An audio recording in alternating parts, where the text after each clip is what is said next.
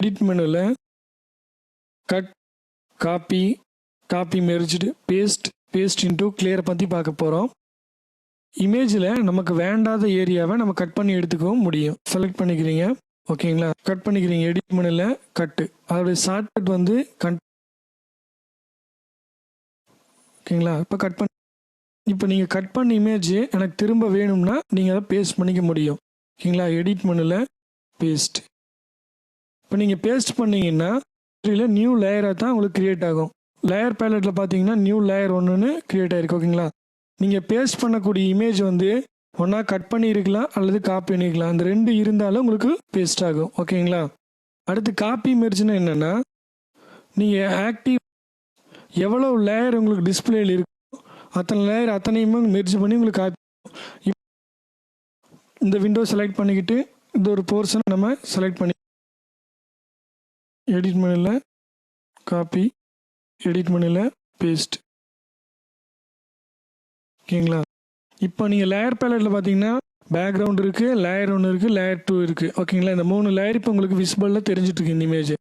இப்போ நீங்கள் செலக்ஷன் டூலில் இந்த லேயர் இப்படி செலக்ட் பண்ணிங்கன்னா இந்த லேயர் ப்ளஸ் இந்த லேயர், இந்த லேயர், இந்த லேயர் இதெல்லாம் சேர்ந்து உங்களுக்கு காப்பி ஆகிடும், ஓகேங்களா? எடிட்டில் காப்பி மெர்ஜ்டு இந்த இமேஜில் நம்ம பேஸ்ட் பண்ணிக்கிறோம். எடிட்டில் பேஸ்ட், பார்த்தீங்களா?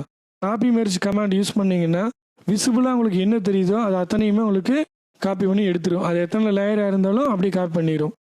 இப்போ நீங்கள் இது செலக்ட் பண்ணியிருக்கீங்க, எடிட் மெனுவில் காப்பி பண்ணினீங்கன்னா ஆக்டிவ் லேயர் 2 தான் இப்போ ஆக்டிவ் லேயர். இந்த லேயர் போர்ஷன் மட்டும்தான் காப்பி ஆகிருக்கும். இப்போ வந்து நம்ம முதல்ல காப்பி பண்ணிட்டோம். இந்த விண்டோவில் எடிட்டில் பேஸ்ட் பண்ணுறீங்க, பார்த்தீங்களா?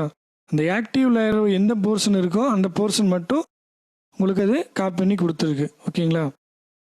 இப்போ கிளியருங்கிறது என்னென்னா, இப்போ நீங்கள் இந்த இமேஜில் ஒரு போர்ஷன் வேண்டாம் அதை டெலிட் பண்ணுறோம் இல்லைங்களா, அந்த கமாண்ட் தான் கிளியரு. இப்போ இந்த போர்ஷன் செலக்ட் பண்ணிக்கிறீங்க, வேண்டாம் அப்படின்னா எடிட் பண்ணல கிளியர் கொடுத்தீங்கன்னா அந்த இமேஜ் வந்து உங்களுக்கு டெலிட் ஆகிடும், ஓகேங்களா?